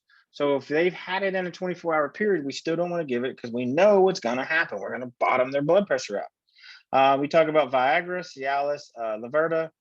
Drugs for ED may be used by both men and women. So be cautious of that. Ask those questions. Let them know that the reason why you're asking is because that is something that we need to know so we don't potentially cause fatal effects. And most of the time when you say, hey, we don't know what's going on, it's potentially going to be fatal. And a lot of times people end up telling you what's going on. So we talked about administering a tablet. We talked about administering the meter dose. Didn't do the tablet. So if I pour 1 tablet into that cap, I'm going to turn around and take it and say, hey, I'm going to open your mouth. I want to dump this underneath your tongue. Let me know if you can see it, or before you close your tongue, let me visually see that little pill that's in your mouth. It's just a visual confirmation that pill made it in there and you just didn't drop it somewhere else on the floor. We talked about the meter dose. So again, right here, you see it says wait 5 minutes before repeating the dose. Get another set of vital signs. Always have your gloves on. And again, at the big bottom, know your protocols. That's the most important. Some of the advantages of intramuscular IM injections, they do provide quick and easy access to circulatory system without the need for placing a needle in the vein. So I can just give it an IM and we're good. That's the reason why some people like giving Narcan. They can hit them and walk away and then dispose of the needle, and then you go on to that. May have to have PD super close or not. Blood flow to the muscles is relatively stable and during circumstances of severe illness or injury. Some of the disadvantages, like we talked a while ago, is the use of a needle. You do have some people say it's a repetitive pain that you just like, oh, that just hurts because you're injecting so much medication right there underneath the skin in the IM area, and it's sore. That may be something what they don't want. They just don't like it, and they just don't want to give it IM. There's a thing that I like to stick to is I don't give any more than 2 cc's of a medication IM, because it can cause pain because you're trying to wrap it into a certain area. Auto injectors, they may only give 1 cc, but it's so fast that it does cause pain. I take a meter dose injection in my arm once a week, and it gives it so fast that it's like, oh, Jesus, that hurt. It's super small needle, but it just gives so much so fast right there. It's painful. Now, again, 2 milliseconds is gone, but I do have some tenderness to that area. We talked about epi before. We know this does control the fight or flight. It's released inside the body when there's sudden stress. We know that you get that dump of that epinephrine, poof, fight or flight mode. You got to figure out what to do. And people's blood pressure they're all worked up. At one point in time, I'm sure all of us have had that dump of epi into our bodies, and we've dealt with that system. We've tried to figure out, I don't know what to do. And when you come off, you're like, man, I'm so sleepy. After a traumatic incident, maybe even also after a sudden death in the family, you can have that same thing too. The main hormone that controls the body's fight or flight response, this is a sympathetic epinephrine is. Really all I wrote about that one. All right, so epi continued. So we have our characteristics. It is secreted naturally by the adrenal gland. So that's where all of our epi comes from on a normal day response. It does dilate the passages into the lungs, so we get the good open. Constricts blood vessels during increased blood pressure. Increases heart rate and blood pressure. Should be given to only patients who are experiencing a life-threatening allergic reaction. Epinephrine may be dispensed from an auto-injector. We talked about that. Automatically delivers a persistent amount of medication, and it's usually 0.3 milligrams. That's not a whole lot at all. Some services do not permit EMTs to carry epinephrine, but do allow them to assist the patient in administering the patient's own epinephrine. And that's the reason why we look at those non-rights, the patient rights, so we can verify that we're giving that patient's medication. Now, granted, I know we're all in these situations, and I hate to hear what if I know this person and I can't find their EpiPen, but we've talked about it before. We take the same amount of doses. You can't give them that. That has to be theirs, because again, then you start saying you're prescribing a medication without a medical doctor. So be very cautious when you think about that. If you come into those situations, I know another friend of mine that was put into that situation, and it turned out to be a legal battle, and he didn't do so good. Naloxone, we talked about Narcan earlier. Do want you to consult med control about this. If it's in your protocols, then follow it to the T what your protocols say. Find out if naloxone has been administered prior to your arrival by a bystander. The effects of naloxone may not last as long as those of certain opioids, and you can repeat the dose if needed. Again, if you've given one and you have no response and you know this is an opioid, call med control and get them on the line so you can have online, not face-to-face, but direct contact with the physician, so you can have some backup when it comes down to any other situation. To say it's a legal situation. Administer of naloxone to an opioid dependent patient can cause severe withdrawals, which is the reason why you start to get those.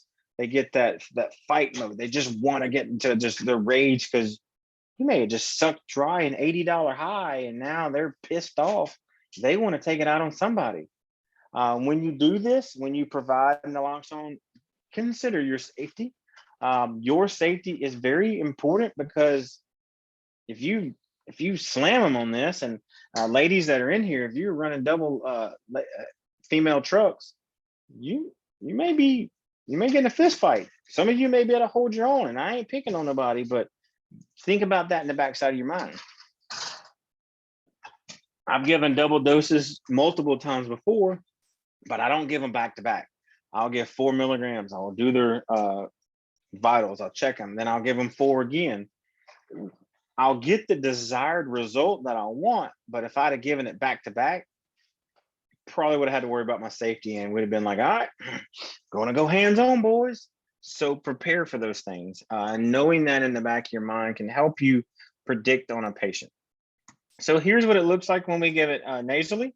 The most common technique for naloxone administration is the intranasally route.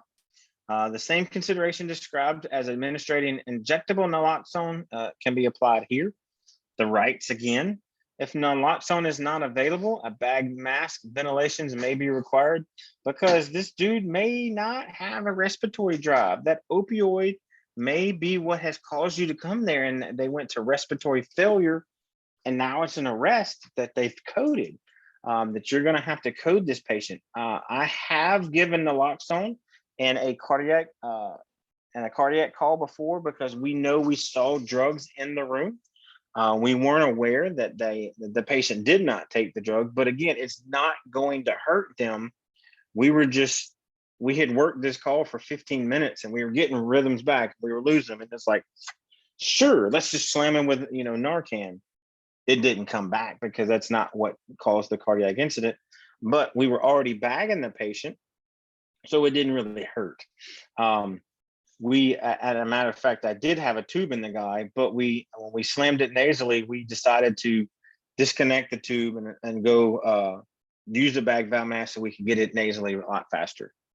It didn't really help. He unfortunately still passed, but so oxygen. Well, we know this is by far the most administered drug that's out there. All cells, especially those in the heart and brain, need oxygen to function. I mean, I'm addicted to it. I'm pretty sure y'all are. So we can say we have one addiction. Most of the time it's given via non-rebreather, about 10 to 15 liters a minute, or a nasal cane lid, only 2 to 4 liters. Must also provide artificial ventilations. If the patient is not breathing, you're going to start CPR and using a bag valve mask at 15 liters a minute. Ensure that there are no open flames, lit cigarettes, or sparks in the area when you start to do the oxygen. Now, we've all heard of the cases. Grandma has smoked for 50 years with her oxygen in her mouth. Got it. I completely get it.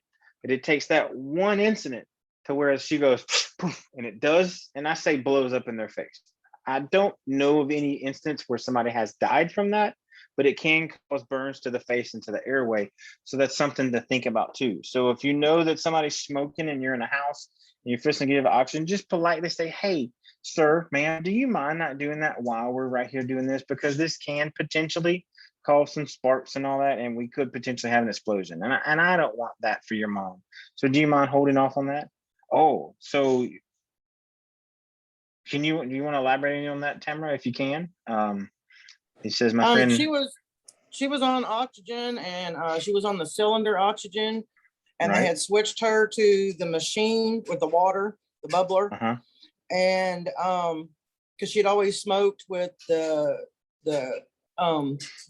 bottles, and right. She smoked with the other one, and it blew up, and she breathed it in, and it killed her. I mean, her lungs were burnt, and she was gone. It wasn't 24 hours, and she was gone. Wow, I hate to hear that. That's it does really happen. I mean, people don't think it does, but it really does. And it happens more than we think about it.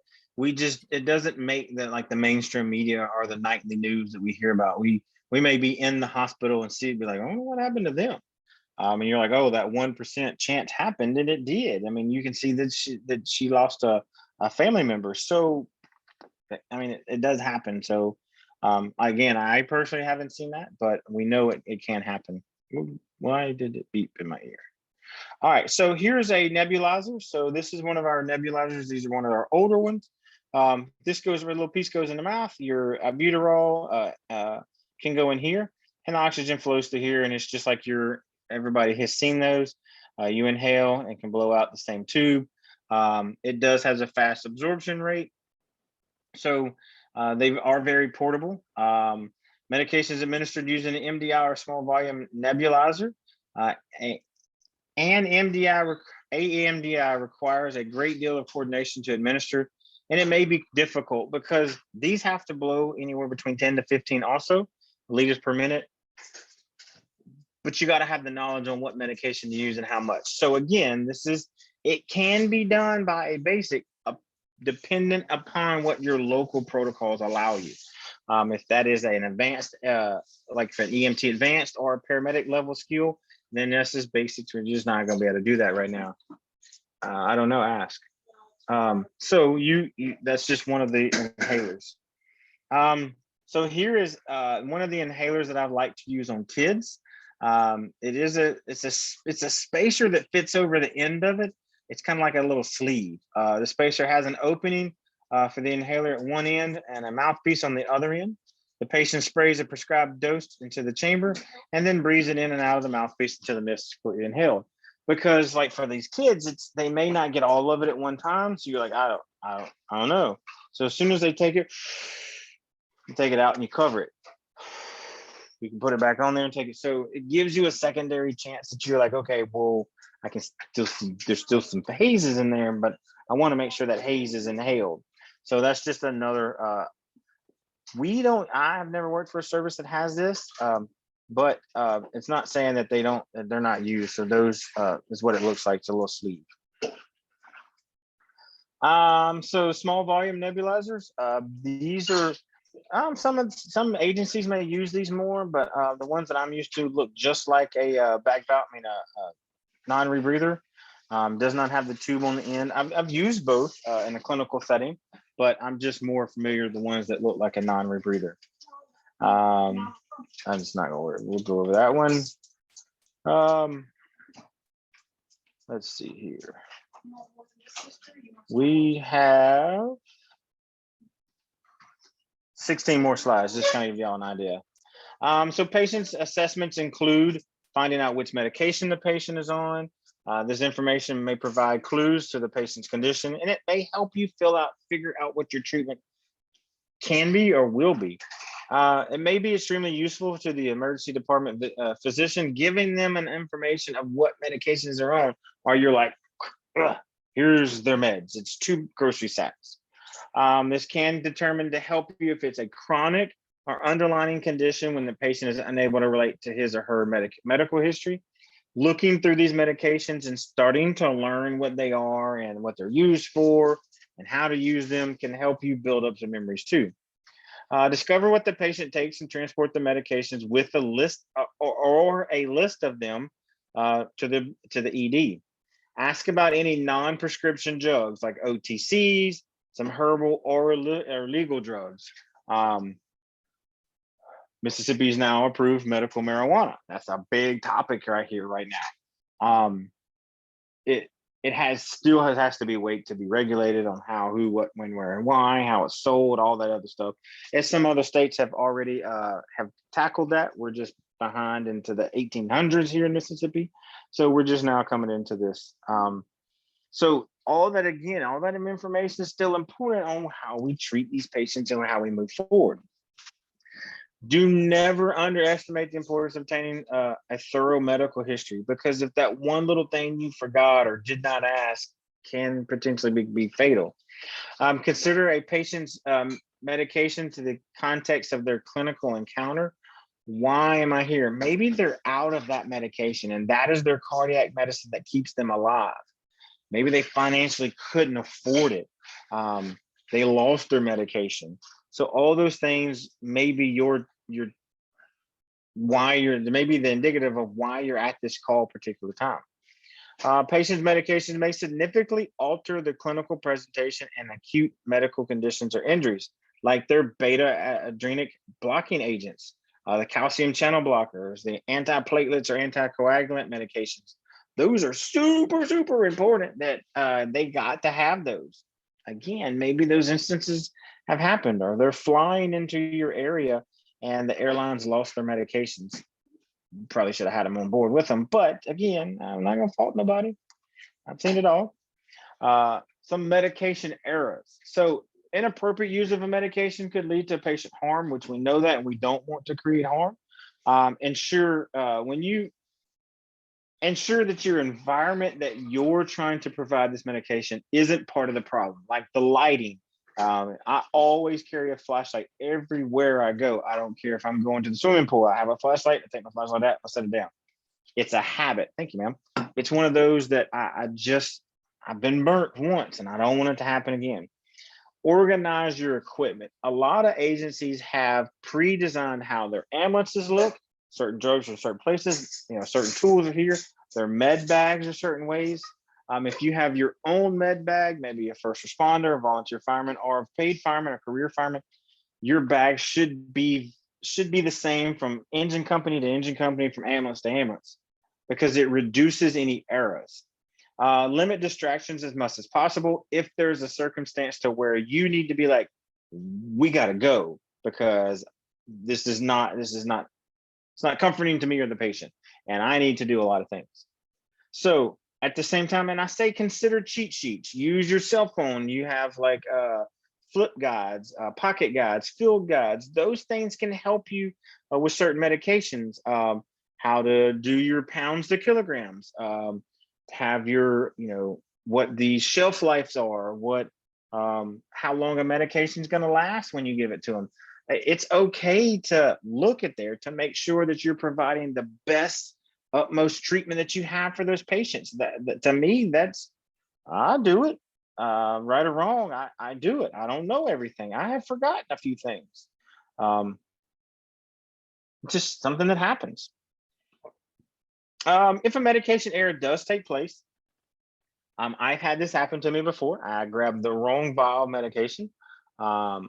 When I did check it, I said the correct medicine, but had the wrong vial in my hand. So you rapidly provide an appropriate patient care for the required.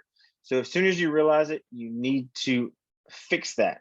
Notify med control as quickly as possible. I made an error. You want to follow your local protocols, and you document the incident thoroughly, accurately, and be honest, because it will help you out. You lie about it and you try to hide it, can potentially cost you your license. Talk with your partner, your supervisor, or med control. Opportunities to learn. They may tell you that you need to come back in, the next week, go back through some training, and identify areas of target to do quality improvement. How can I improve moving forward? What can be done? Be like, hey, I've had this possibly happen one time before. I caught it. I did it on this time. Is there a way that we can separate from this drug to this drug and just change them in the cabinet so it doesn't happen to somebody else? Learn from your mistake. Be open. We all make mistakes. As perfect as I think I am, I make mistakes on the daily. But learning from those mistakes can help us all, specifically in this field, to get better, to be better clinicians, better EMTs and paramedics. I want to be the best that's out there, but I got a lot to learn, and I'm willing to learn that. But quality improvement and education is the best way that we can learn from these and move forward. So just being able to have the ability to say, hey, I made an error, I identified it, I notified them, and I learned from it, and now I'm a better person.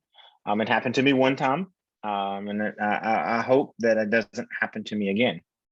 But I will tell you a little cheat sheet. Certain medications are always one color. Like the Naloxone they showed you was a peach colored. And then probably for the ones that are colorblind, but you learn them from what you see, but they don't say like, oh, Epi was purple, and then 2 years later, now Naloxone's purple. They don't do that. Medical field does not do that. It helps. Certain drugs are always certain colors, like their boxes, not the particular ones.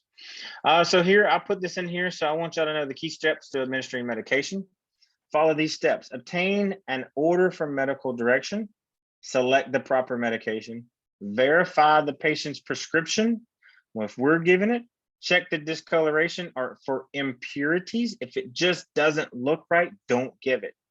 Verify the form, route, and dose.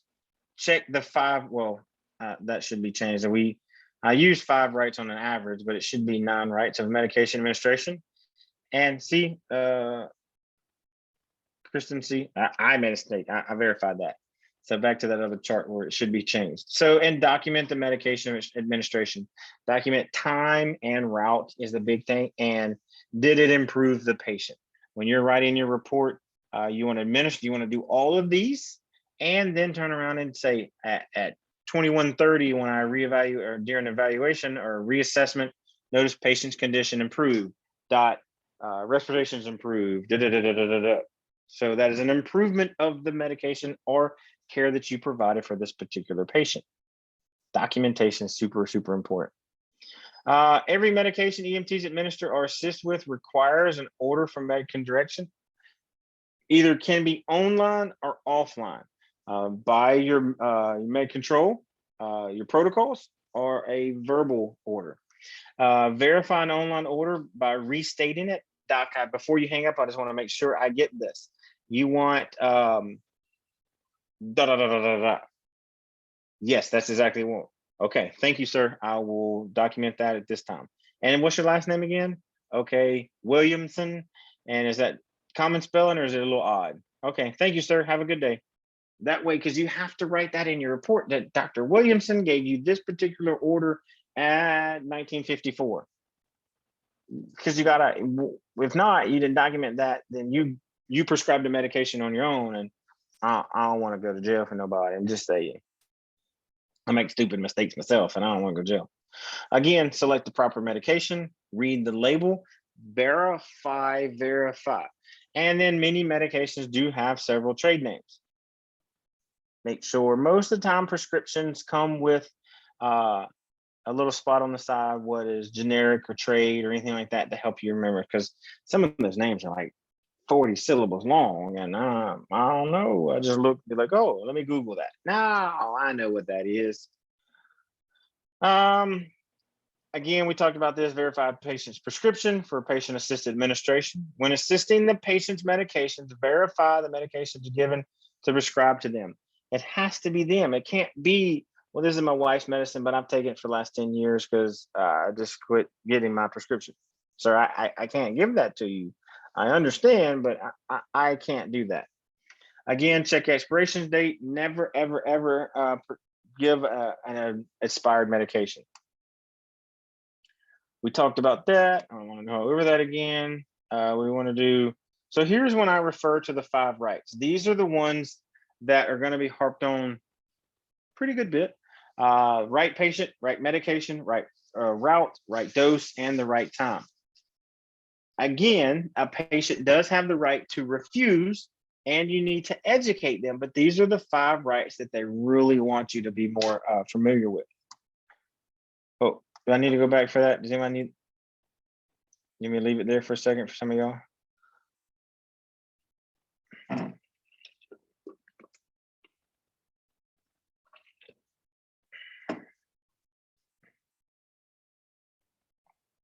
All right. So on the documentation, when I sit down after, either I'm gonna type it out, write it out, I'm gonna document the drug, the dose, the route, the time. And if there's any changes in the patient's condition, it can be pros or it can be cons. You know, I provided X at 1936 and noticed at 1946, patients started to have an adverse reaction of blah, blah, blah, blotchy to the skin, unbeknownst to us that this patient is now allergic to this medication because that's a side effect or allergic reaction. So when I document, I want to make sure, say, I start with the time at 1936, morphine at what dose, what route it was given, and at 1956, or 10, 15 minutes later, patient was reassessed and noticed blah, blah, blah, my findings. You must reassess the patient after medication administration for mental status, airway, respirations, pulse, skin, and blood pressure. Gonna reassess them. Now, again, I'm not gonna try to give it immediately because we know it has to go through the system, has to go through the body and be absorbed. So if I check it immediately after, probably not gonna notice much vital signs difference, but I will check it within a 7 to 10 minutes after giving it. So if I give it at 1946, I'm going to turn around and do a reassessment of my vital signs and then do a mental status check and check for any type of improvement or deterioration in the patient after giving that medication. You must reassess the patient for after medication, obviously for SpO2, changing complaints, relief, if they feel better, if their shortness of breath's gotten better, do they have any side effects, or is the patient are they improving because I gave them the oxygen? Maybe they were just having a situation to where they were panicking attack and that oxygen is what's really they needed. You gave it to them, you know what? Bam, we fixed them. Could be. It's been some as simple as that, and some I have scratched. I'm like, God, I don't know what else to do. I've done everything in my powers for this patient, and I can't get them better. That's okay. That's why we're taking them to the hospital. So here's some of the things that you guys can look up that will help you. The physician's desk reference, that is very expensive right there. We know in all these packages that we get of medications, they have inserts. Poison Control Center. Oh, I don't know if you've ever dialed poison control, but they call you back every 3 hours, even if it's from your phone. You're like, I'm not with that patient anymore. Oh, we're checking the status. I don't have them. We talked about the EMS pocket drug reference guides. I have them. I like them. So Epocrates is a good one too. It is more of the expensive route. The PDR right here. The nurses drug guide is a really good one too. Physician's desk reference comes out. I think it's every 2 years they rewrite a new one, or maybe 4 years. I think it is 2. Your pocket field guides right here, they normally come out more often. These are they're cheaper to do than the physician's desk. These are just some other companies and resources that I thought was important for us to know. And here, medication administration is considered a responsibility. EMTs given medications only under medical direction, protocols, online or offline.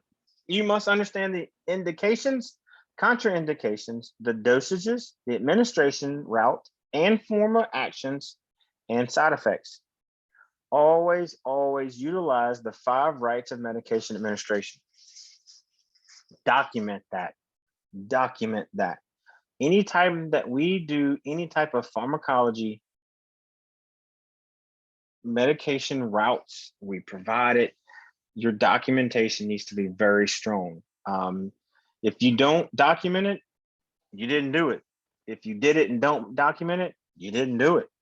Because there's no leg to stand on when you go to court. It is what it is. Our reports are our only legs to stand on when we go to court. And at some point in time in your career, you probably will end up in court.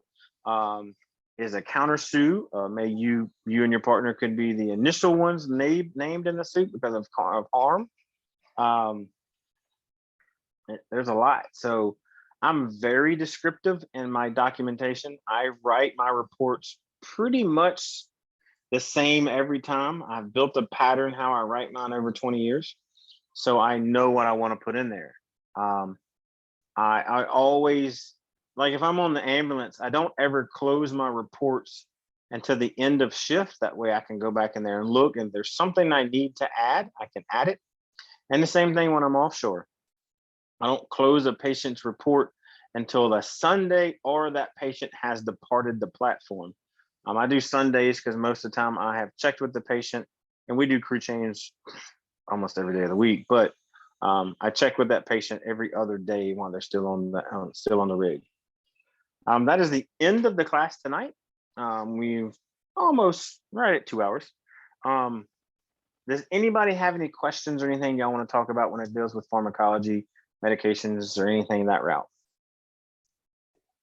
Yeah, I got a question. What's like the easiest way, I guess, to study this chapter? Because it is a lot to digest and it is a lot to like try to remember as far as it relates to like the different drugs and the utilization. Like what would be like your key like I would go over what the contraindications, what they mean, what pharmacology, pharmacodynamics, what that means, meanings of words, what's the difference between trade name, generic name, the different types of injections, the different routes of the medication deliveries, like inhalation, absorption, injection, all those. When I talk about the injections, when we talk about IM, sub-Q, IO, IV, know those. That's the way I would go. Is this going to be one of the things we practice at like the next skills camp? It probably will be addressed. Now, you will probably not go over it super hard because there's not that many drugs as a basic that you can give. Naloxone's one. You can give the little amplet of sugar that you showed, and you can. The rest of them are assisted medications, so they will probably go over like the auto injectors. We have some trainers that I know that some of the facilities have got, so they'll probably address it, but it probably won't be as big in the next boot camp.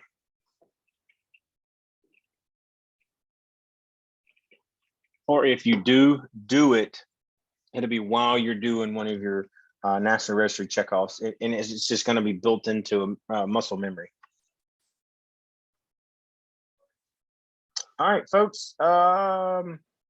So I don't know if this is, hang on, let me stop that for a second. Let me see here. I want to look before I tell y'all anything else. Oh.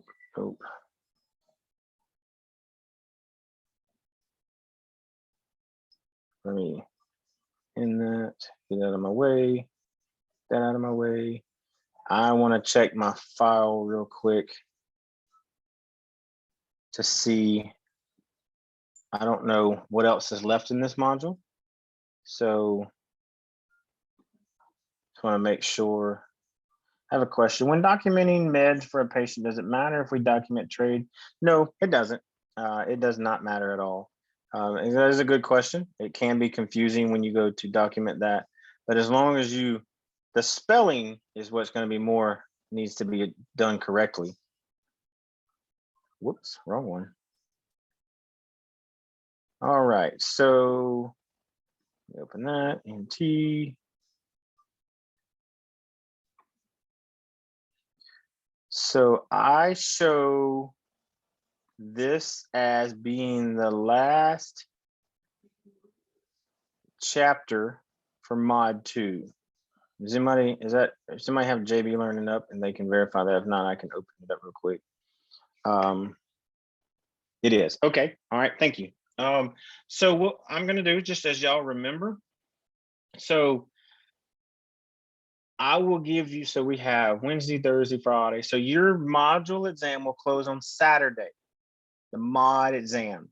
The chapter test will close on Friday night. I have to go in there and fix it. So if somebody gets in there and goes to look at, I'm trying to pull it up so I can change it now. If somebody gets in there and their JV Learning doesn't say that, I'm logging into it right now to adjust your module test close date.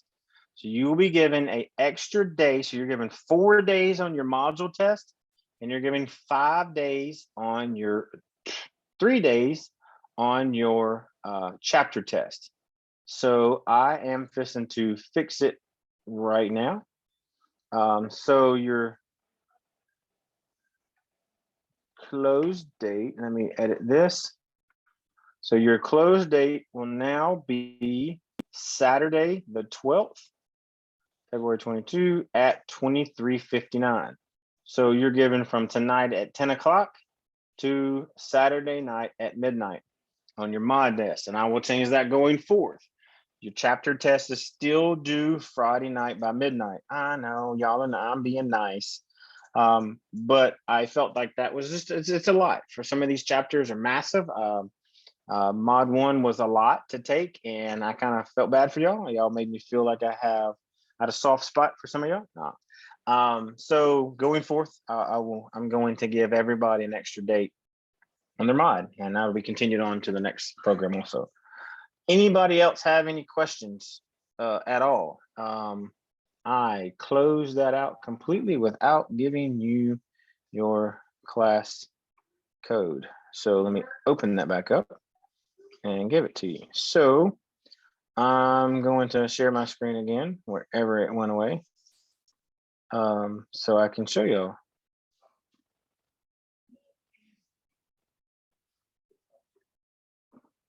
So there you go. I hope y'all can see that. Please tell me y'all can see the class code.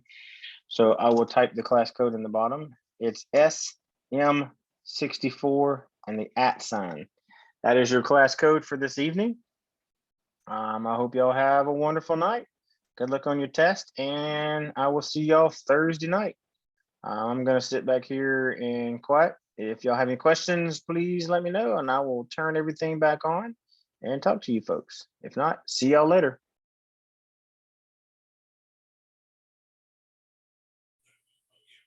Mr. Chris. Hello. I'm here. I'm sorry, I closed my screen. I couldn't find it.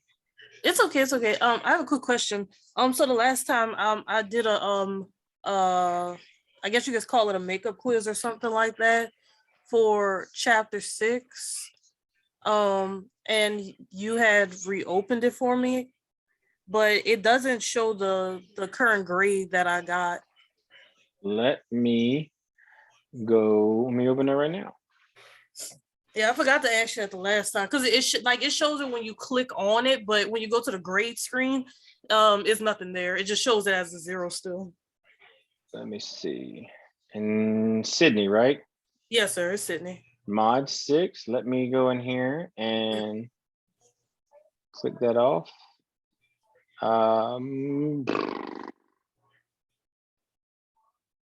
So what does yours show you having? It on my screen it shows a 0, but when I click on it, hold on, let me go back to it. Give me 1 second. It was like when I go to the grade screen, it shows it as a 0. Yeah, that's what I'm showing now. Hold on. I accidentally logged out. Give me 1 second. It's okay.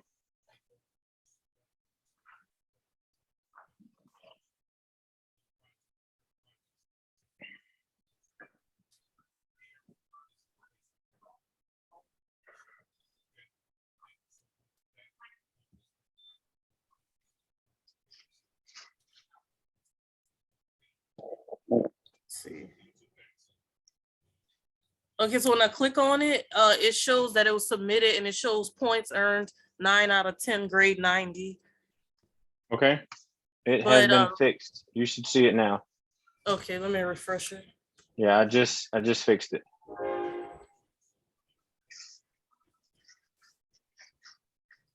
Okay, I see it now.